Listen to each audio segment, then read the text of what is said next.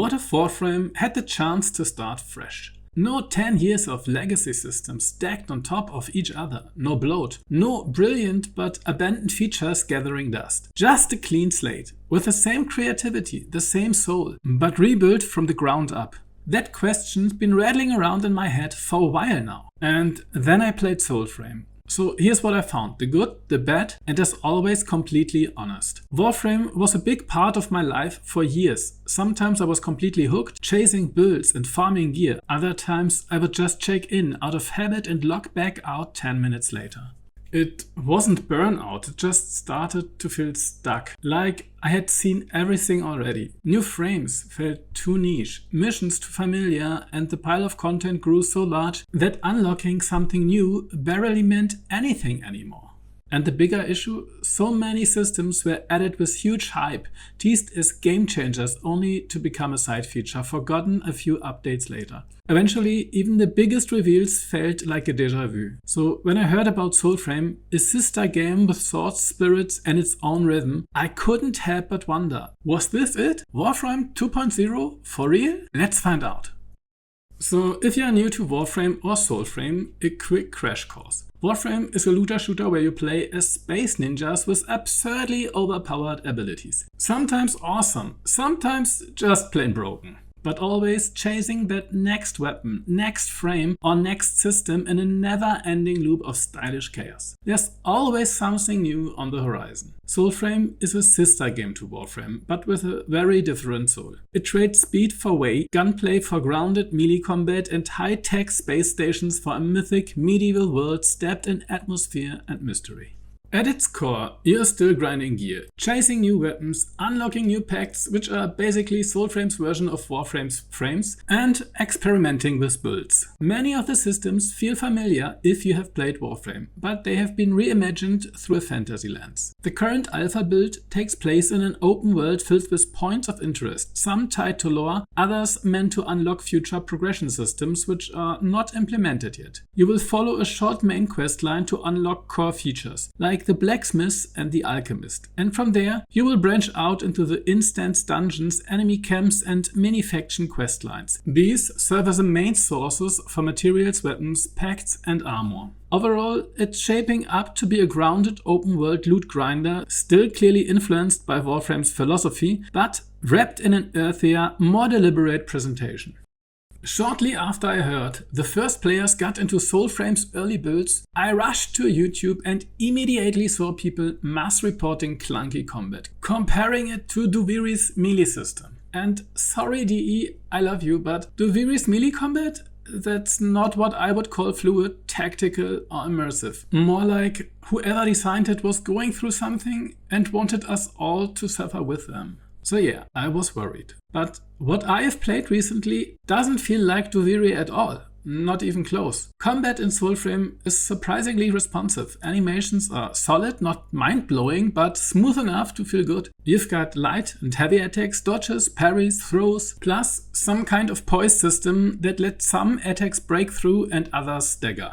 Build up enough pressure and you can stun enemies for a finisher. With the right upgrade you can even knock enemies flat on their ass. And yeah, it feels as satisfying as it sounds. Sure, kicking them while they're down might not be the noblest move, but tell that to my dopamine receptors. The overall pace isn't Souls-like slow, but it's not Warframe Twitch either. It lands somewhere in the middle, fast enough to feel active but deliberate enough that your inputs matter. When you are swamped by melee units while enemy mages lob fire from behind, things get intense in a good way. Boss fights in particular are a huge improvement over Warframe. In Warframe your powers were so strong they had to make bosses immune, turning the whole fight into a glorified shooting gallery where the only valid tactic is unloading bullets into a glowing weak spot, while the rest of your kit just sits there, completely ignored. Here, abilities actually work on bosses. Maybe not full duration, maybe not every time, but they land, and that makes the fight feels way more dynamic.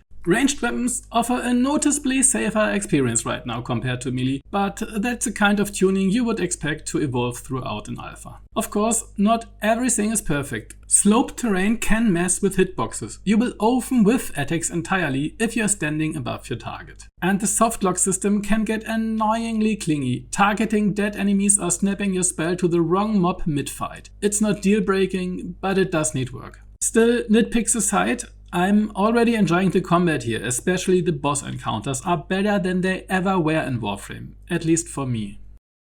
Warframe wouldn't be Warframe without its thousands of ultra-powerful, freaky frames, each with their own wild theme, ability set and enough skins to fill a small hard drive. And in Soulframe, the Pacts fill that same role.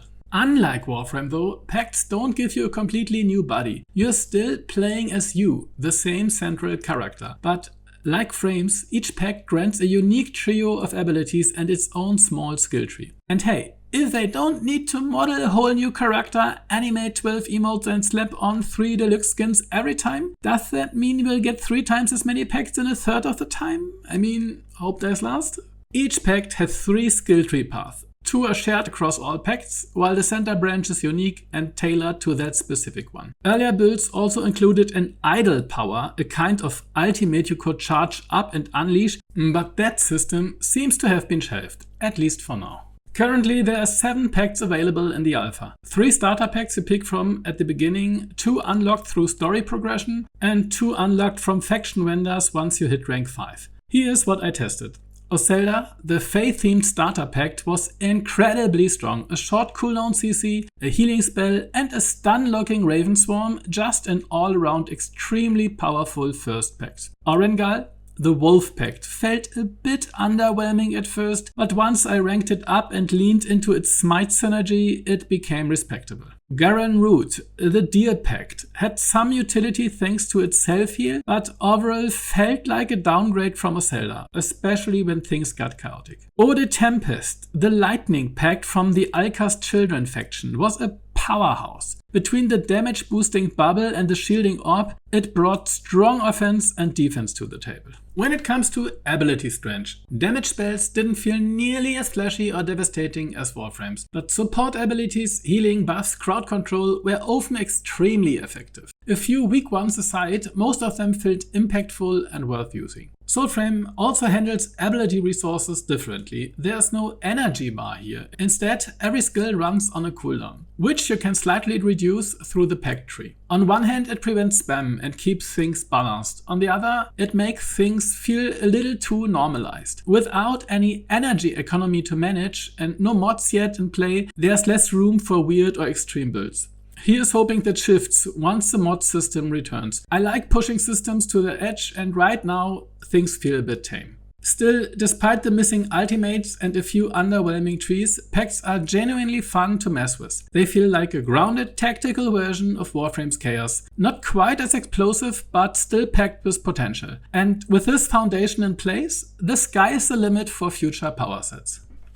Now, what would a looter slasher be without the tools to slash with? Soulframe already gives you a decent range of weapons to play with. Like in Warframe, you can equip a primary and a secondary weapon. Each weapon type shares a skill tree. So all longswords, for example, pull from the same upgrade path. You unlock points for that tree by gaining mastery with individual weapons. But here's the catch. Leveling one weapon won't unlock the whole tree. If you want full access to all the nodes, you will need to level multiple weapons of the same type. The current arsenal is mostly what you would expect. Swords, shields, the usual suspects. But there are some fun outliers. Throwing knives that whirl around you like mini buzzsaws, bows that feel less like precision weapons and more like arrow-hailing mortar launchers, and magic wands that can plow through enemy lines and instantly fill stagger meters, great for setting up stylish finishers. Most weapon skill trees reuse common effects, parrying heavier attacks, boosting smite chance, etc. Unique passives tend to show up more often on the specialized weapons like bows, staves or throwing knives. Meanwhile, melee weapons, especially early on, system feel a little bit samey. Their upgrades and playstyles don't differ much beyond animations or attack speed. One might let you parry heavy attacks while another offers slightly higher smite chance on throws, but the differences are pretty minimal.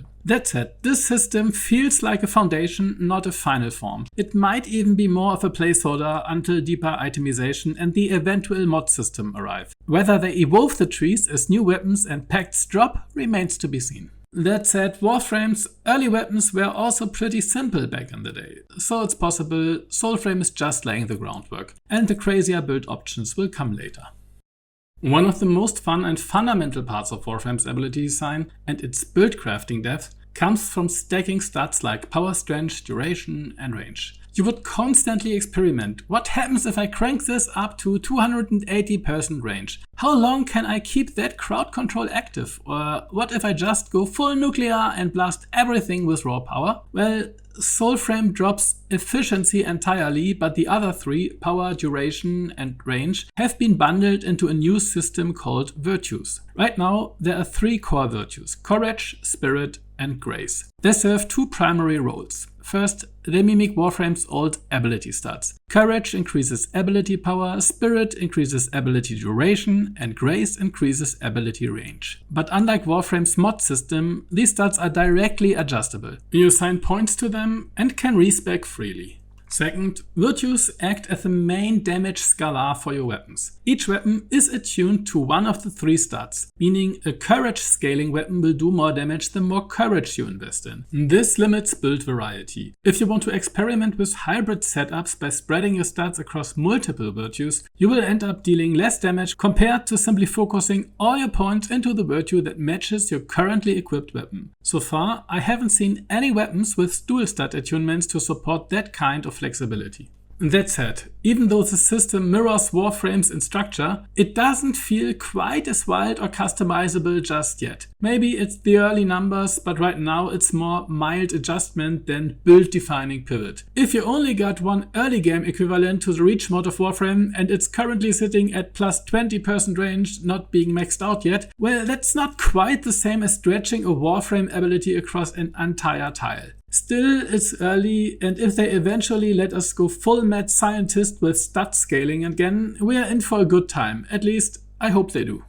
Remember your cozy little orbiter? You know, that room-shaped spaceship we call home in Warframe? The one some players turn into a chaotic museum of floating Ayatan sculptures and floofs? Well, what the orbiter was in Warframe, the Nighthold is in Soulframe, your personal walkable hub space. A mist-drenched dreamscape with a canvas tent and a quiet, almost sacred stillness. Think less futuristic command center, more mystic yurt floating in the spirit realm. Currently without the ability to clutter it with plushies and perhaps mercifully without an overly talkative Ordis muttering existential monologues in the background, here you can change your outfit, tweak your build, craft new gear and review all the lore fragments you have uncovered so far. It's your home base, but with a more immersive, grounded aesthetic. And the best part, as long as you're not in combat, you can access the Nighthold from anywhere. It's a practical and immersive way to access your inventory and home base features.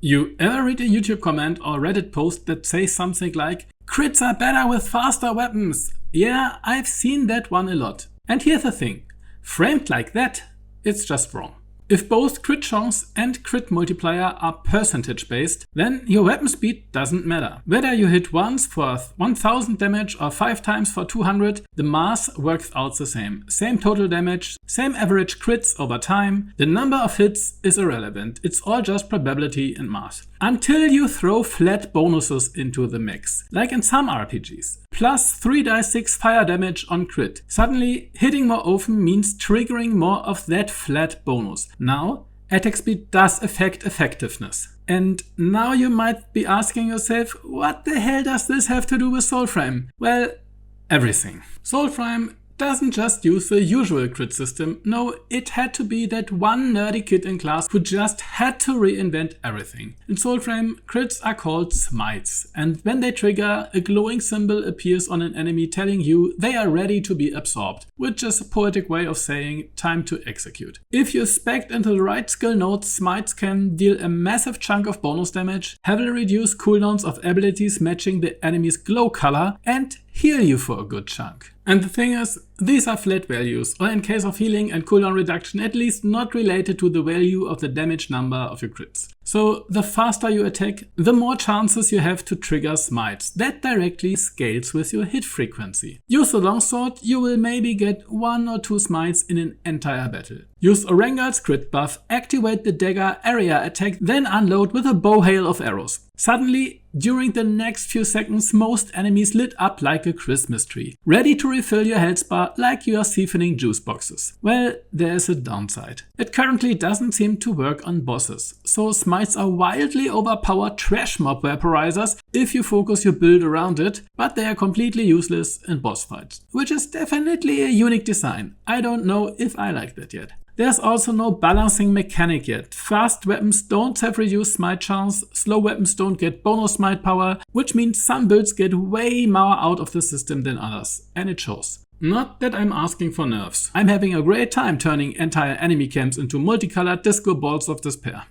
Warframe was never known for being on the bleeding edge of graphical fidelity, but over time it steadily refined its visual systems. New lighting tech, better textures, overhauled level designs and modernized tile sets all contributed to a much more polished presentation. But even more than its technical improvements, Warframe has always had a distinct artistic identity, especially in its faction design and lore. Maybe not the most high-end, but undeniable one of the most unique. Soulframe sets itself apart visually. We're leaving behind the realm of space ninjas and stepping into a medieval world, one that draws more from European folklore, legends and fables than from sci-fi futurism. And just like Warframe, Soulframe brings a strong artistic signature. That same you just know it's them feeling is here too, visible in the designs of its factions, enemies and creatures. You can see DE's creative handwriting all over it. The world of Soulframe often feels like it's been pulled from a high dynamic range photograph. Daylight scenes have dramatic shadows and saturated colors, while night retains vivid highlights that sometimes glow. As a result, both day and night often feels like permanent golden hour, creating a dreamlike storybook atmosphere. It's not aiming for realism, it's going for fable, and in that regard it succeeds. Environmental design plays a big role as well. Most buildings use simulated depth techniques like parallax mapping to give flat textures a 3D look, supported by added meshes and debris to sell the illusion of ruined stone. It's much cheaper than deforming the actual geometry with vertex displacement, which helps maintain stable performance even on weaker PCs. Clearly a conscious choice to support a wider range of systems. Lighting and particle effects are also a step forward. Glow sources create rich ambient illumination that fills fog and outlines terrain. Particles feel more deliberate than in Warframe. Less noisy, more meaningful. That clarity is helped by the upgraded lighting engine, which ties it all together with a grounded, coherent look. So no, Soulframe isn't trying to push the limits of pure graphical power, but it doesn't have to. Like Warframe, it succeeds through art direction and technical choices that support its world building. Overall, it captures its intended visual identity beautifully, and already feels like a clear upgrade even when compared to Warframe's current state of the art.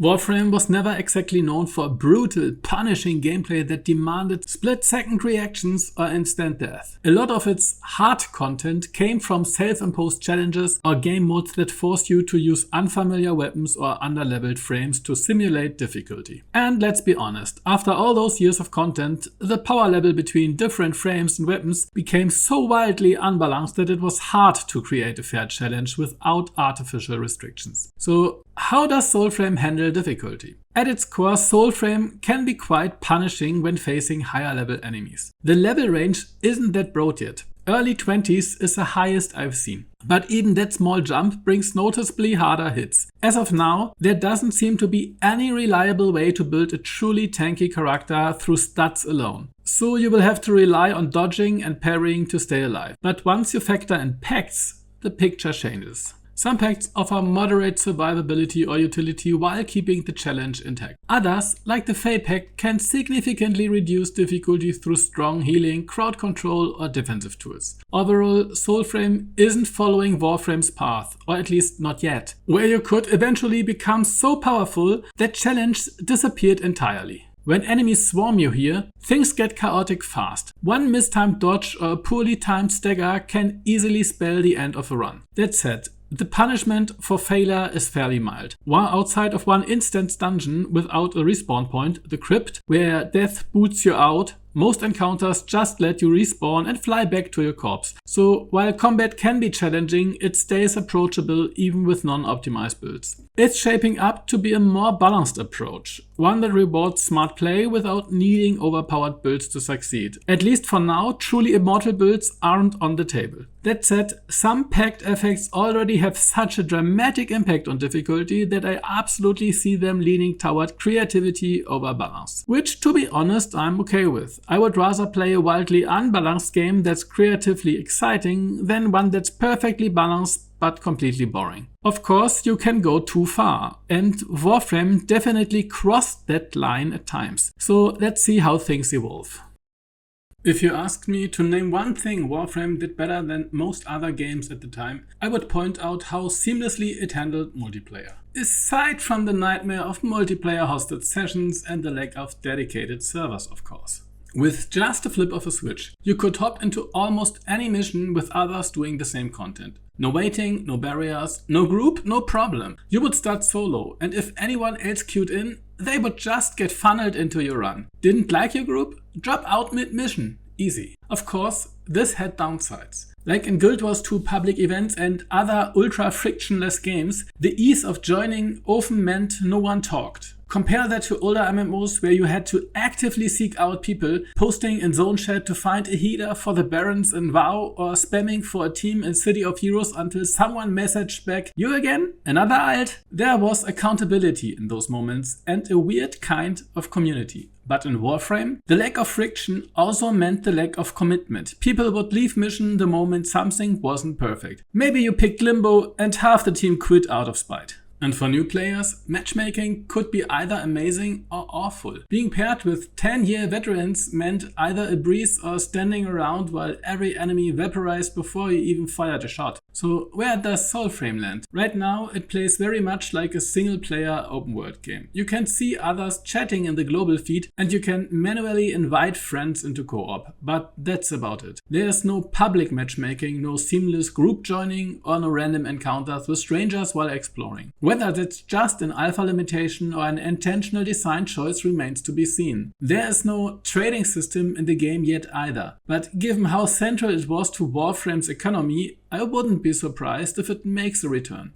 Warframe's trade setup let dedicated players grind for premium currency without paying a dime, while those less social or just impatient often opted to buy it outright. It worked, depending on your personality. Will we eventually run into strangers in the wild or get automatically matched for instance content? We will see.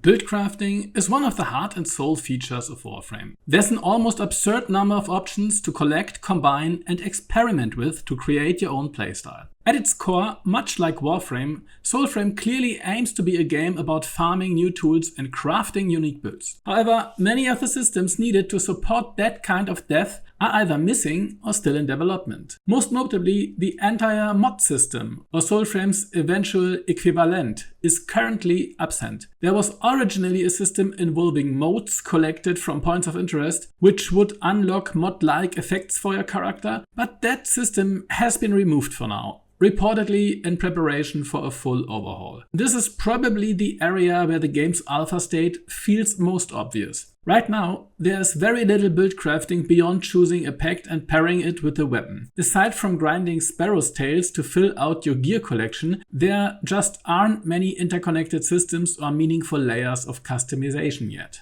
I'm pretty confident they are planning to expand on this, and the pieces we have so far feel polished enough to lay a good foundation. But at the moment, this isn't the game where you will spend hours theory crafting niche builds or pushing creative edge cases. It's just not there yet. Once you unlock the blacksmith, you gain access to the gear crafting system. Throughout the world, you will collect item fragments, mostly from chests in various locations. Once you have enough fragments for a specific item, you will still need to gather additional crafting resources to actually forge it. And just like in Warframe, expect to wait. Most items take a few hours to craft, with pacts taking up to 24 hours. One major difference from Warframe is that you don't need specific parts like neuroptics or chassis. Instead, every item just requires a set number of fragments of the specific item. This makes the system a bit more flexible, but the required crafting materials can still be very grind heavy. To unlock higher mastery gear, you will also need to level up your blacksmith, and that only happens by crafting items. I personally ran into a bit of a progression wall early on. I needed to craft 4 weapons to rank up the blacksmith and unlock level 2 gear, but I couldn't find enough rank 1 weapon fragments to make that happen. So for a while I was locked out of progression through the system, despite already having found dozens of higher tier gear fragments. It might be worth revisiting the loot tables or smoothing out that early bottleneck to help new players stay engaged with the crafting loop.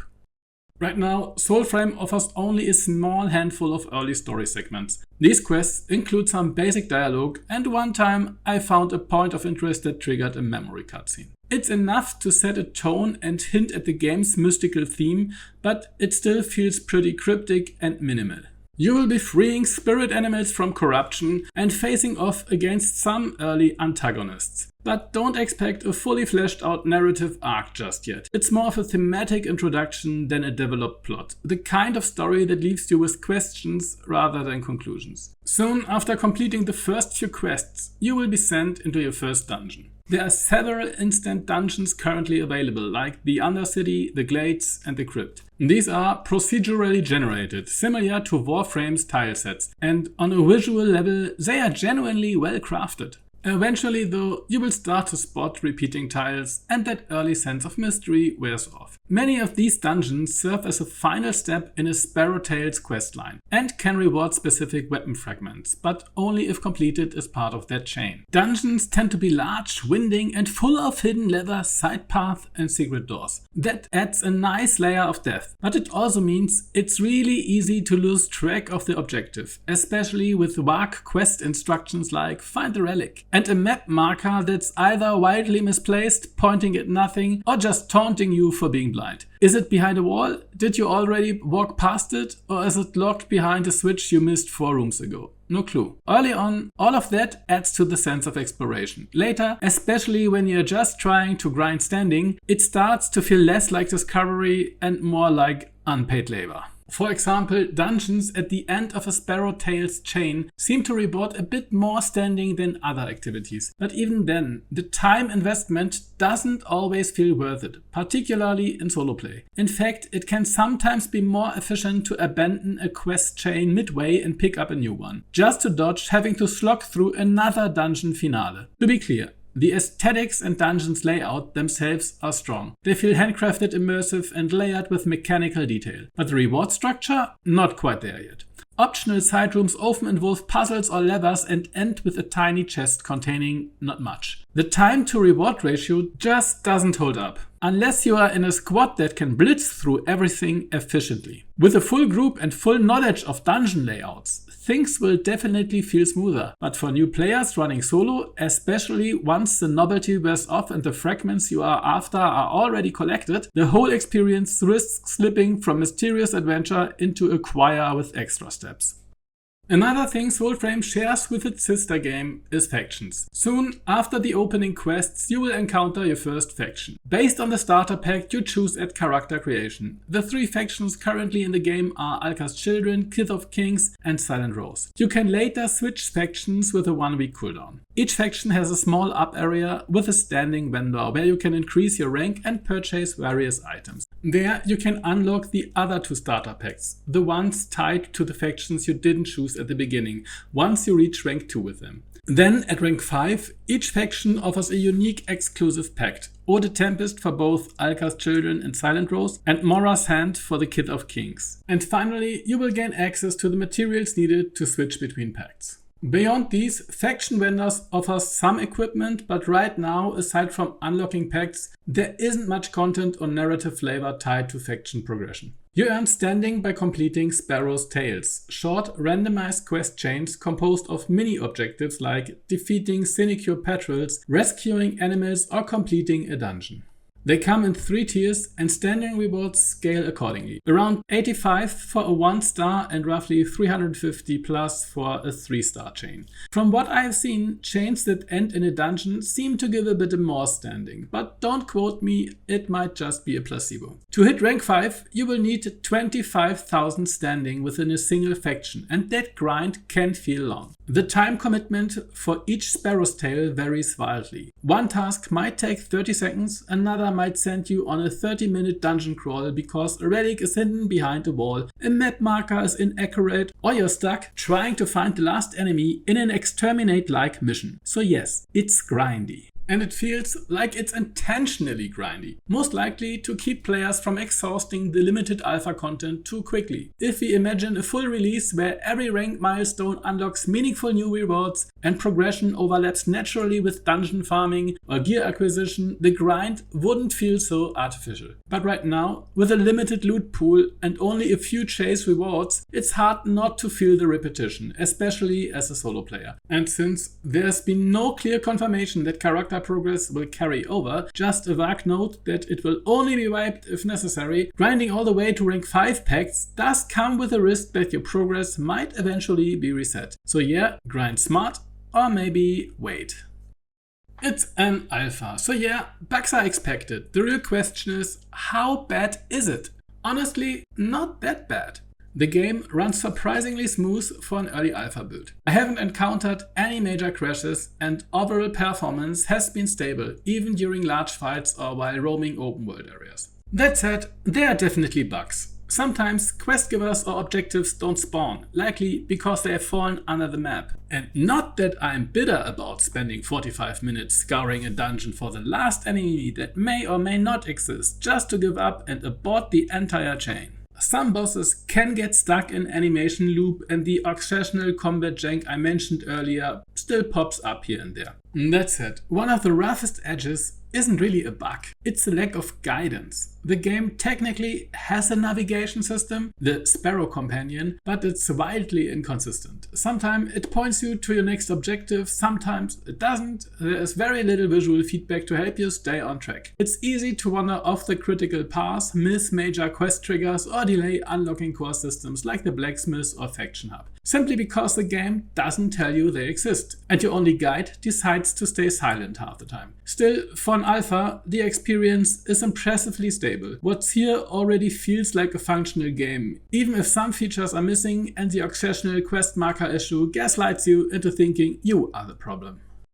So overall, Soulframe has a solid foundation and it gives a promising glimpse of what could come in the future. But there is one area where I feel more strongly about. Not because it's unfinished, but because it feels like a deliberate design choice. While many elements of Soulframe are clearly still in progress, one thing comes across as intentional. The developers are prioritizing immersion over usability, and that comes at the cost of clear game feedback. Let me give you a few examples. Want to check your compass? You will need to summon your bird companion. Wait 4 seconds, then the compass appears. No quick toggle, no instant feedback. Need a minimap or overlay while exploring a dungeon? Not happening. Wondering how stats like courage or grace affect your abilities? Good luck. The tooltips are poetic but vague. I spent 2 days wondering if they were describing a character stat or a children's fable. Armor is in the game, but it's hard to tell if it's doing anything. There's no feedback, no clear stat breakdown,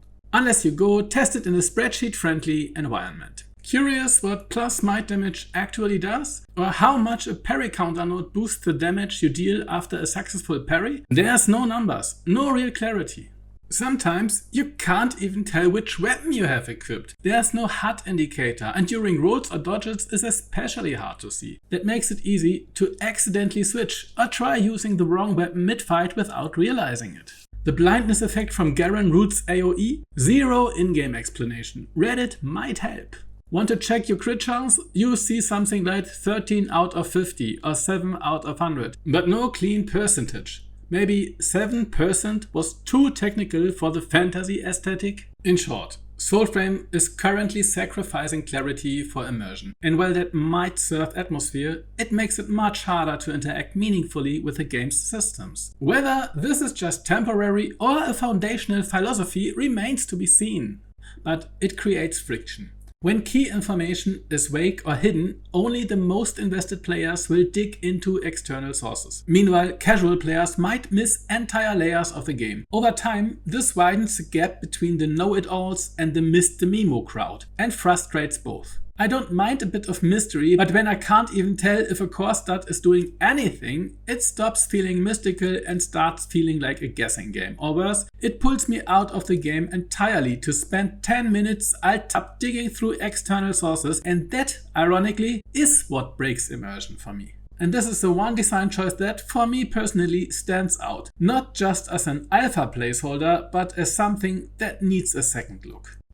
Here's what I liked and what not so much. First and foremost, the game feels good to play. Combat is snappy, responsive and energetic, and that core loop is working well, at least for me. The visuals and atmosphere do a great job of establishing a rich, fable-like medieval world. Very colorful, saturated and deeply mystical. Enemies pose a real threat. Sometimes. At least if you are using the wrong pact or not paying attention, which keeps you engaged somewhat.